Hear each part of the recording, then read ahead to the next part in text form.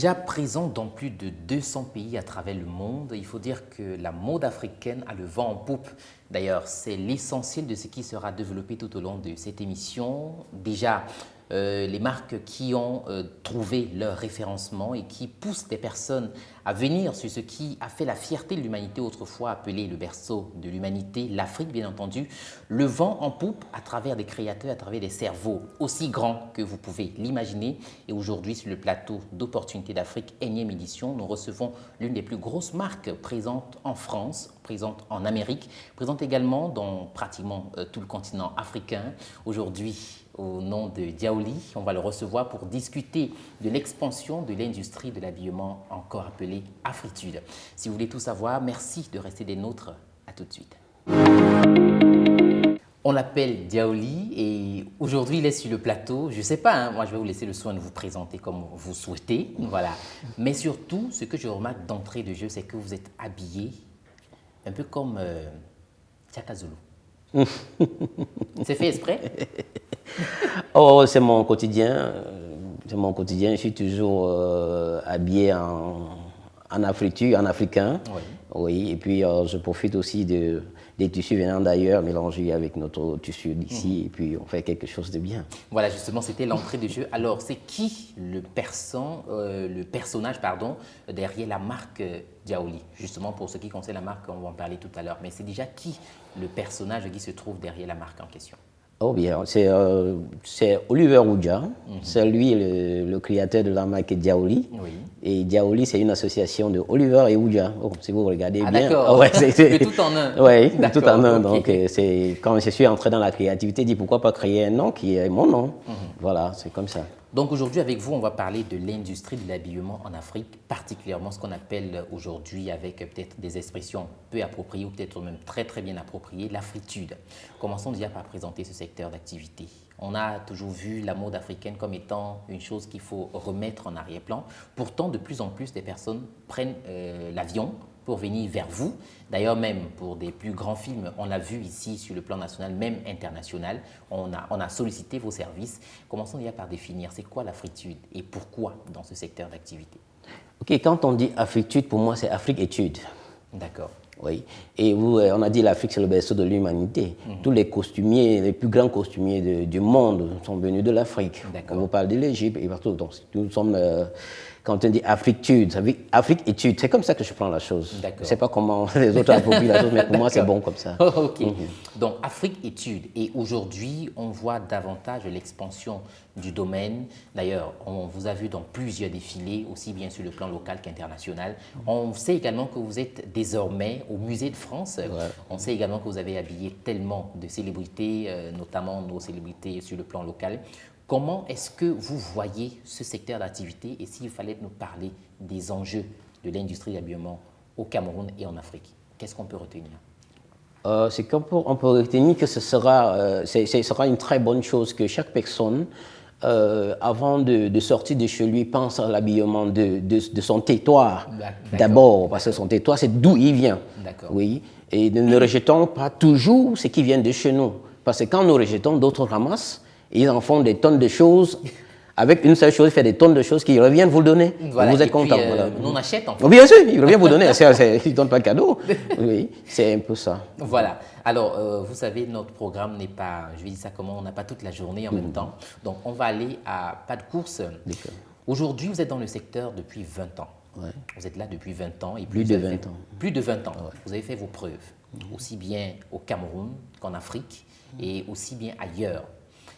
S'il fallait parler des possibilités de rentabilité de ce secteur, qu'est-ce qu'on pourrait dire aux jeunes qui nous regardent aujourd'hui?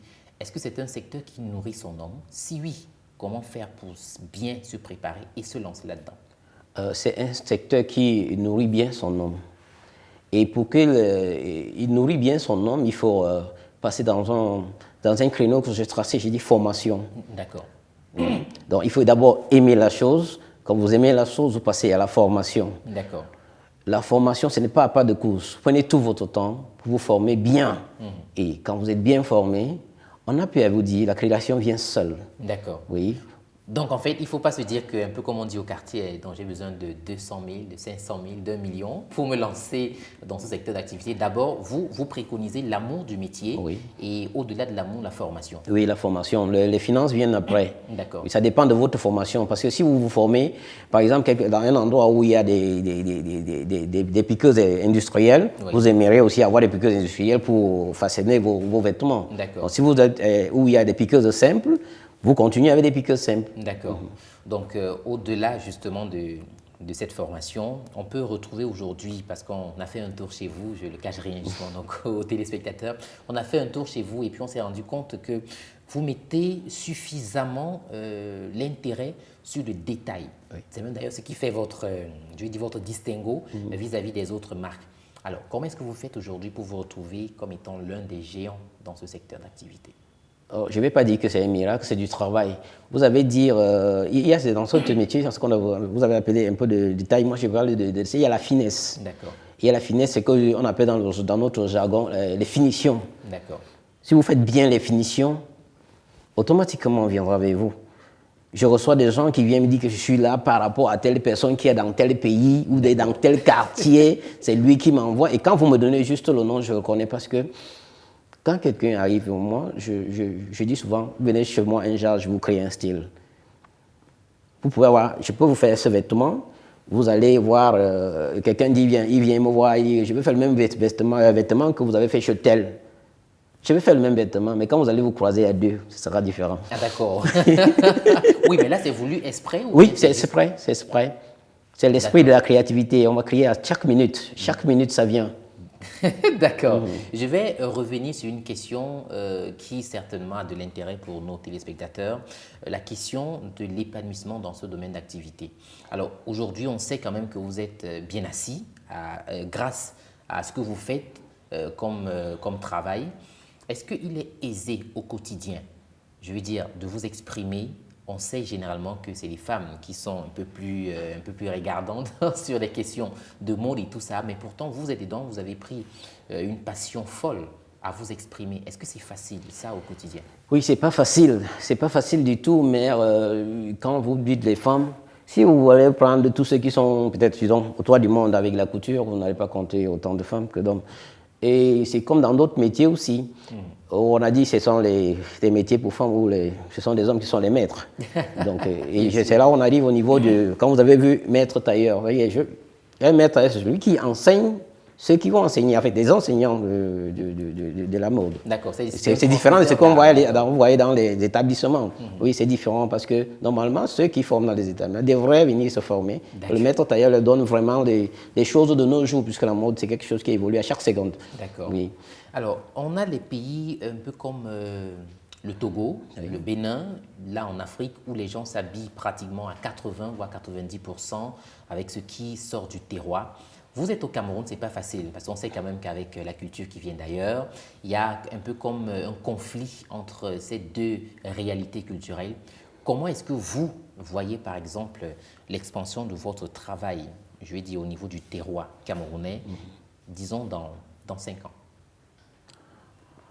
Dans 5 ans, ce sera encore... je ne pense pas que ça va beaucoup bouger. 5 ans, c'est petit. Parce que ce que je pense qu'il faut que ça bouge, il faut qu'on forme beaucoup. Il faut qu'on forme beaucoup et ça va prendre un peu de temps. Okay. Puisqu'en nos jours, la conjoncture demande que surtout les hommes, puisque les femmes, elles doivent se former jusqu'à un certain niveau. Il y a quelqu'un qui va venir prendre et mettre à la cuisine. ça suffit. Les garçons, eux, ils peuvent décider. Okay. Ce sont les décideurs. Et si ils arrêtent un peu les trucs à 2 roues là et qui se mettent là-dedans, je suis disposé à le faire même pour rien.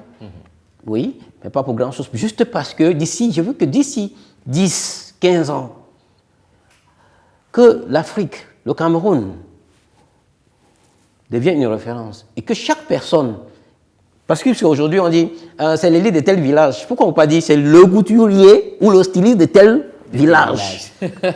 Si vous venez avec la texture de votre disons, comme village, hein, excusez-moi, je parle en termes pour que tout le monde au quartier comprenne. Oui. Vous venez avec la texture de votre village. Comme ça se passe là maintenant. Oui. Il y a les ndobs, il y a ceci. Il vient avec le sien, l'autre vient là, Ça fait une diversité culturelle. Oui. Ça fait diversité de vêtements, on en a plein. C'est pas ce qu'on va chercher ailleurs, puisque eux-mêmes viennent déjà à la source. Ça veut dire que vous êtes sur une chute, Oui. mais vous regardez un coup d'eau de l'autre côté. C'est-à-dire que vous avez un truc que vous avez là sous les yeux, mais vous ne parvenez pas Il dit une chute qui vous inonde, Voilà. carrément, mais vous regardez, le coup d'eau là, je vais aller me baigner là. Pourtant, il y a une chute là qui va vous emporter. Non, c'est... Donc justement, vous aurez compris, chers téléspectateurs, c'est l'aventure donc avec la mode africaine qui prend son envol sur UN Media Télévision à travers ce programme. Je vous reviens dans quelques instants pour qu'on parle, pourquoi pas, des perspectives de cette industrie à l'échelle locale et même continentale. À tout de suite. De retour sur ce plateau, toujours en compagnie de notre, j'ai envie de dire, de notre Lacoste africain. Est-ce que je peux me permettre l'expression? Ouais. Avec notre Diaoli, c'est mieux. Voilà, donc à notre Diaoli. Voilà, donc de retour donc, sur ce plateau avec vous. On parlait tout à l'heure de l'expansion de ce que vous faites aux yeux du monde qui vient des entrailles de l'Afrique. Je voudrais que l'on rentre un peu plus dans le sérieux de cette émission pour parler de vos différents passages, plus encore de vos marques que vous avez laissées dans plusieurs programmes. On sait qu'il y a des séries à succès aujourd'hui sur le plan local. Je ne vais pas citer les noms, voilà, peut-être pour ne pas faire de la publicité. Alors, on sait que vous y avez toujours mis votre petite marque. Comment est-ce que ces gens-là vous abordent? Je vais dire, comment est-ce que vous faites pour que les gens aient le regard sur vous? Oui, je vais commencer par vous dire que je suis déjà comédien formé aussi. D'accord. Avant d'être cinéaste, je suis metteur en scène. D'accord. Donc quand j'ai fini avec ça, je vais vous dire que je suis rentré à l'école de formation parce que je voulais être styliste modéliste. Ok. On m'a jeté des cailloux parce que c'était à l'époque où ça a commencé avec tous ceux que vous connaissez là maintenant. On est déjà en haut. Toi, tu fais quoi encore là? J'ai dit, c'est ce que je fais. Et quand je reviens, je leur fais comprendre que c'est bien de passer à la télé, mais vous passez à la télé comment? D'accord. Vous passez devant les caméras comment? Il faut bien vous mettre. Oui. Voilà, même au prix de rien, comme vous êtes en train de citer. Bon, je ne vais pas entrer dans ça parce que je vais pas m'arrêter je saurais pas m'arrêter de donner un nom et qui peut-être va vous fâcher. Donc, j'ai dit, vous êtes devant un plateau, vous êtes devant une caméra, il faut être bien. Donc, je traînais souvent mes valises avec mes vêtements. Quand j'arrive, si quelqu'un n'est pas bien, je change carrément jusqu'aux chaussures. Ça gratuitement? Oui, gratuitement. Voilà. Gratuitement, mais je lui laisse partir avec. Après, je vais aller quand même récupérer et aller nettoyer. Je ne suis pas une école de finances, voilà. Je suis pas une manière de finance. Donc, j'essaye de faire ça partout où je passe. Et ça porte des fruits. Mais généralement en Afrique, au Cameroun, généralement, quand vous faites du bien, on vous renvoie du sable. D'accord. Oui. Donc, on vous renvoie du sable. Je ne vais pas dire des cailloux parce que vous pouvez esquiver. On vous envoie du sable, que ça vous touche bien, que ça vous énerve. Okay. Mais je vais dire à ces gens, vous ne m'énervez pas. Je suis content de voir que vous avez apprécié mes choses et ça a passé, les gens ont apprécié, même si vous ne dites pas que c'est moi. Bon, oui, mais surtout qu'on ne peut pas vous énerver parce qu'aujourd'hui, quand même, vous êtes dans une position assez, je vais dire, assez intéressante. Vous êtes au Musée de France quand même. C'est-à-dire que comment est-ce que la marque fait pour arriver à ce niveau? Bien, c'est ce que j'allais vous expliquer. Je suis au Musée de France parce que, je vous ai dit, j'aime beaucoup ce qui c'est que la formation. D'accord. J'ai fait une formation en gestion pendant que je travaillais. Parce que, vous savez, quand, à un certain niveau, vous arrêtez les études, vous faites certaines choses. Quand vous avez fait, il faut rentrer dans les études pour compléter. D'accord. Je vais faire je ne vais pas citer le nom de l'école. Non, ça me vient surtout pas. En gestion. Et les Blancs sont venus de la France, les coordonnateurs. Ils sont arrivés, ils ont dit, on leur a fait comprendre qu'il y avait monsieur là, il est major de sa promotion qu'on n'a jamais vu. Et pourtant, il a arrêté, il allait se former à faire autre chose et il est revenu. Mais il a dérangé même les enseignants des impôts ici et tout. Ils ont dit non, on va le voir, on va le rencontrer. Ils sont venus, j'étais assis dans le même canapé où vous étiez assis là. J'avais des expositions partout sur le mur. Ils regardent, ils étaient émus, ils me posent la question. Pourquoi vous ne faites pas comme les autres? Je dis comment? Il y a peut-être un défilé de mode ou peut-être... Non, j'en faisais. On arrivera. D'accord. Il me dit, aller hors du pays. Il dit que non, vous, puisque moi je ne veux pas aller hors du pays parce que je veux former les gens ici. Je vais former des gens ici, c'est pas aller. J'ai dit, si vous voulez m'amener hors du pays, amenez-moi avec toute ma famille. Je ne vais pas aller seul. Parce que j'ai horreur de savoir que je suis sur le toit seul et des autres sont tout bas en train de me regarder. D'accord. Ce qui fait que quand j'ai voulu créer une petite association des couturiers, les gens commençaient à dire ah, il veut. J'ai laissé tomber. Je reste dans mon secteur. Okay. Je forme les gens que je peux former. Et voilà ce qui se passe.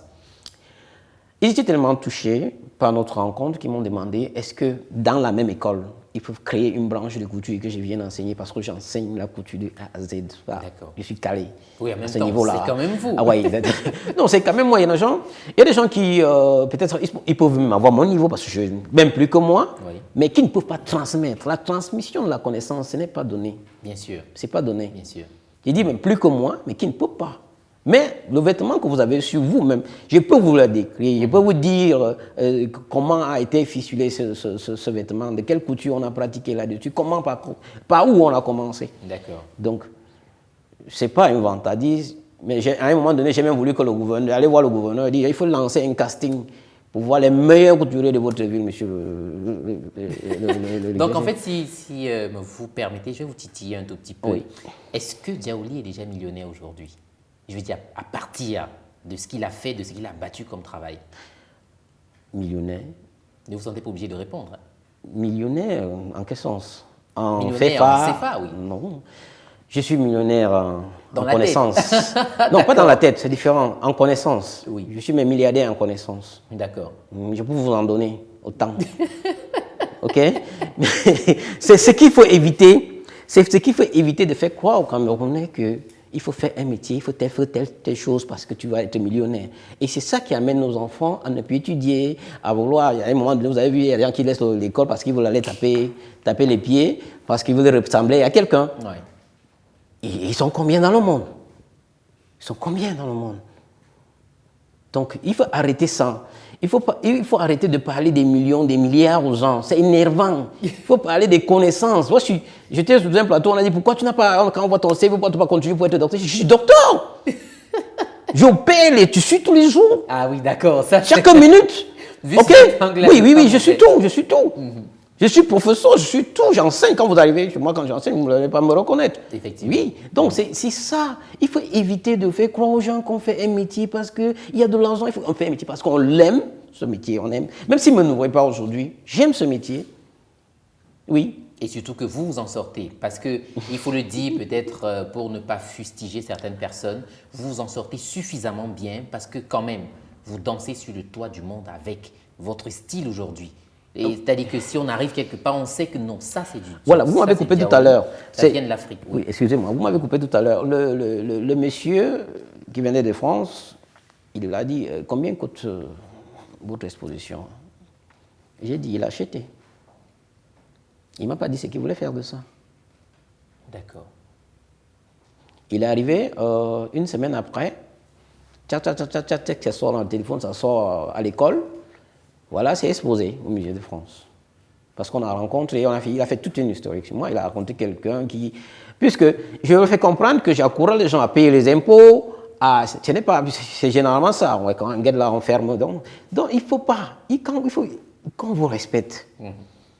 Franchement, quand vous arrivez chez moi, si vous arrivez un jour où il y a un contrôle, ils vont passer. Chacun va dire dans le grand, là, depuis 20 ans. Voilà, donc en fait, on n'a plus assez de temps, on va parler. C'est vrai quand même que c'est un peu fustigeant de savoir qu'avec tout ce que vous avez aujourd'hui comme connaissance, avec tout ce que vous avez aujourd'hui comme reconnaissance internationale, que l'on ne puisse pas, dans votre pays, par exemple, peut-être, pourquoi pas, on aurait même déjà dû peut-être avoir votre monument quelque part. Mais bon, ce n'est pas le cas, ce n'est pas un problème, ce n'est pas bien grave. Parce que nous, on a, voilà, donc vous avez notre reconnaissance éternelle, rassurez-vous. On va parler pour sortir dans le cadre de cette émission des perspectives de l'industrie de l'habillement en Afrique. Je vais vous poser la question peut-être de façon simpliste. Comment voyez-vous la mode africaine dans 30 ans? Ou du moins, où est-ce que vous la voyez dans 30 ans? Au sommet du monde. Tout haut. C'est-à-dire? Dominant. Dominante. Oui. D'accord, c'est-à-dire tout le monde va s'habiller en afritude. Vous savez où on fabrique certaines pagnes aujourd'hui? En Chine. Voilà pourquoi notre industrie qui fabrique des tissus en pagne est en train de faire faillite. Ça veut dire que la mode africaine est déjà, comment dirais-je, pas reconnue, est en révolution. Oui, d'ici 30 ans. Et si les choses se passent normalement, comme j'invite les gens à se former, je ne pense pas qu'un dealer de pétrole pourra parler art. Vous savez, en Europe, après les footballeurs, ce sont ceux qui passent se mettre sur le cours. Hein. Oui, renseignez-vous. D'accord. Donc nous sommes en train d'acheminer déjà vers les 26 minutes qui nous ont été justement imparties. Vous allez regarder la caméra. Et puis, parce que rassurez-vous, de l'autre côté de l'Hexagone, il y a des personnes qui regardent cette émission et qui ont à cœur le développement de l'économie africaine et qui se disent aujourd'hui, voilà, si on peut apporter de notre potentiel, surtout notre disponibilité financière à ces personnes, on le fera. Donc, pour peut-être 1 ou 2 minutes, vous allez regarder la caméra, c'est par là qu'on va sortir, et puis vous allez dire à toutes ces personnes-là ce qu'il faut pour que le secteur devienne, pourquoi pas, une référence dans le monde entier. Ok, mes frères de la diaspora, je n'ai rien à vous dire en ce qui concerne la couture. Je vais le dire comme ça, par l'amour de la couture. Vous savez combien ça coûte, combien vous souffrez. Alors, vous pouvez investir en Afrique, vous pouvez investir au Cameroun, vous pouvez investir dans le textile, dans la confection des vêtements et nous allons les exporter à l'échelle internationale. Mais bien sûr que c'est souvent difficile parce que vous êtes de l'autre côté et puis vous ne trouvez pas quelqu'un de fiable par ici. Vous avez un média comme celui-ci qui ouvre déjà les portes à ce genre de personnes. Eux, ils peuvent vous orienter. Vous passez les voir, dites que bon, vous voulez investir dans ce domaine-là. Ils vont nous rencontrer, nous autres. Et puis nous allons essayer de faire quelque chose, de créer des écoles de formation. Des écoles, c'est ce que je me bats toujours pour dire. Je veux les écoles de formation. Ce n'est pas de dire que bon, on vient acheter du tissu, on donne un couturier, là, fais-moi un modèle comme ça. Non. Les écoles, la formation, vous-même vous le savez. Là-bas, tout ce qu'on veut faire, on se forme d'abord. La formation, c'est très important. Très, très important. D'accord, merci, c'était très émouvant. Rassurez-vous, votre message a été bien pris en compte et arrivé à destination. On va se quitter et puis on va se dire, voilà, merci d'avoir disposé de votre temps. C'est que vous êtes très occupé. Merci d'avoir répondu à notre invitation. Et tout ce qu'on vous souhaite, hein, comme je vous le disais tout à l'heure, c'est peut-être devenir notre Lacoste africain. Mais bon, je ne vais pas dire Lacoste. C'est de devenir notre grand Diaouli africain. Oui, voilà. C'est la maladie du Camerounais de prendre une préférence, un nom après ajuster un autre nom. D'accord. Il faut s'identifier à devenir notre Diaouli africain ou camerounais. D'accord. Voilà, merci. Merci d'être venu. Chers téléspectateurs, c'est ici que nous mettons un point final à cette autre édition d'Opportunités d'Afrique. Merci de l'avoir suivi. N'hésitez surtout pas à vous abonner sur nos différentes plateformes Facebook et YouTube. On vous reprend très prochainement pour un autre numéro. Bye bye.